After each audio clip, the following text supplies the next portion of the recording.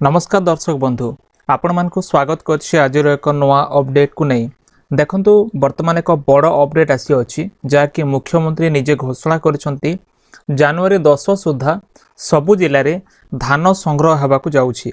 तेबे धान किणा प्रक्रिया रे स्वच्छता बहाल रखिया पई मुख्यमंत्री अधिकारी मानकू सचेतन करिसंती। चाषी अधिकार एवं हक को लेकिन कौनसी परिस्थिति वंचित न करिया को मध्य से निर्देश देइछंती।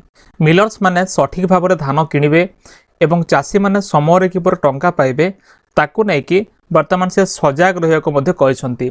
तेबे कौन सब रोची डिटेल्स आमे जानिबा ता पूर्व छोट रिक्वेस्ट जदि प्रथम करे आम चैनल देखुथांती चैनल को सब्सक्राइब करी पाखर थिबा घंटी आइकन प्रेस करी नोटिफिकेशन ऑल उपरे क्लिक करंतु। देखंतु वर्तमान जेपर आपण देखि पारुथिबे एटा होची आजिरो न्यूज डिसेंबर 25 जहाँकि समाज आर्टिकल रे प्रकाश पाइछि। जनवरी 10 सुधा सबु जिले में धान संग्रह होगापाई सरकार वर्तमान निर्देश देइछंती। ते वर्तमान जेपर रिपोर्ट आसुछि ए जो न्यूज आर्टिकल हिसाब रे जदि हम देखिबा गोटे मीटिंग हेतला जहाँकि स्थान होछि लोकसेवा भवन। बुधवार दिन लोकसेवा भवन रे जहाँकि भुवनेश्वर रे एक मीटिंग करथिले मुख्यमंत्री मोहन चरण माझी। आउ से जो मीटिंग रे तांको विषय वस्तु थिला धान किणा प्रक्रिया को लेकिन जो आमर धान किणा प्रक्रिया रे समीक्षा करने अवसर से गोटे मीटिंग करथिले। और ये जो बैठक रे राज्य कैबिनेट मंत्रिमंडल सदस्य माने मध्य उपस्थित थिले जेपरिक मुख्यमंत्री उपमुख्यमंत्री कैबिनेट मंत्री माने और प्रमुख शासन सचिव माने समस्ते उपस्थित थिले। तेबे देखंतु वर्तमान धान संग्रहर स्थिति कौन ताकू नहीं कि मध्य मुख्यमंत्री गोटे कथा कहिले जेपरि से कहिसंती जे धान विक्रय करथिबा कृषक जो अछंती वर्तमान सुधा से माने 1,11,128 जन कृषक तांकर धान किणा जाइछि बा तांकर धान बिक्री करिसंती एवं कृषक तांकर जो धान बिक्री हेछि ता हेउछि 4,97,514 मेट्रिक टन एतिक धान वर्तमान जाए किणा जाइछि। जाकि मुख्यमंत्री एभली रिपोर्ट देथिले जो मीटिंग रे जा सूचना आसीछि ए जो बैठक रे जा सूचना आइछि वर्तमान जाए एतिक चाषी एवं एतिक धान बिक्री हेछि। आउ चाषी माने वर्तमान जाए 1,056 कोटी टंकार प्राप्य पाइछंती जहाँ तांकर पाइबा कथा से माने पाइछंती।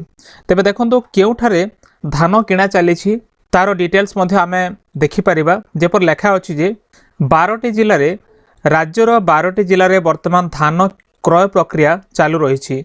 12 रु अधिक न केवल 12टी जिल्ला वर्तमान पे रिपोर्ट आसीछि। आउ तापरे 17टी जिल्ला रे टोकन मध्य प्रदान करा जायछि। वर्तमान टोकन बंटा चलीछि ए जाय टोकन बंटा सरी नै जहाँकि आउ 5टी जिला जो अच्छी आ 5टी जिले में आरंभ होगाकू जाउछि। ए रिपोर्ट मध्य आमे मीटिंग रे देखिले जहाँकि न्यूज आर्टिकल प्रकाश पाइछि। आ 5टी जिले आगामी गोटे सप्ताह रे किणा मध्य आरंभ हो जिवो एभली एक न्यूज आमे देखि पारुछु। आगामी गोटे सप्ताह भितरे आ 5टी जिले में धान किणा आरंभ हेबो जहाँ आमे ए जो रिपोर्ट देखि पारुछु न्यूज आर्टिकल रे। तेबे जो डेडलाइन मध्य रहउछि डेडलाइन कोन आसंता जनवरी 10 तारिख मध्य सबु जिलार धान क्रय प्रक्रिया आरंभ हेबो। हमर जो डेडलाइन रहउछि 10 जनवरी मध्य सबु जिले में धान किणा प्रक्रिया आरंभ हेबा पई वर्तमान न्यूज आर्टिकल प्रकाश पाइछि। ता अर्थ होउछि समस्त चाषी तांको जिले में धान बिक्री करि पारिबे ए आसंता जनवरी 10 मध्य। तेबे अन्य फसल को मध्य प्रोत्साहन देवा पई ए जो मीटिंग रे जहाँ चर्चा हेतिला जेपरिक बैठक रे विशेष करी मांडिया उपरे डाली जातीय फसल एवं तैलबीज चाषी को मध्य अधिक प्रोत्साहन देवा पई से माने मत प्रकाश करथिले। चाषी मानकु किपरि विकल्प रोजगार एवं व्यापक फसल उत्पादन पई तांको किछि करा जिवो बा तांको पई किछि विशेष करा जिवो ता वर्तमान चर्चा भी हेछि। तेबे आपण देखि पारथे जो प्रमुख अधिकारी माने थिले हमर उपमुख्यमंत्री जे कि कृषि विभाग रो मंत्री उपमुख्यमंत्री कनक वर्धन सिंह देव प्रभाती परिड़ा एवं कैबिनेट मंत्रीगण एवं राज्य मंत्रिमंडल रो सबु सदस्य माने एठी उपस्थित थिले। हमर जो मुख्य शासन सचिव माने अछंती समस्त एठी उपस्थित थिले ए जो मीटिंग रे। ते मुख्य कथा होछि चाषी को स्वार्थ प्रथम कथा होछि चाषी केमिते तांकर लाभ पाइबे तांको प्राप्य पाइबे। आमे तो अनेक गुडा न्यूज देखुछि अनेक गुडा न्यूज बारंबार प्रसारण होछि।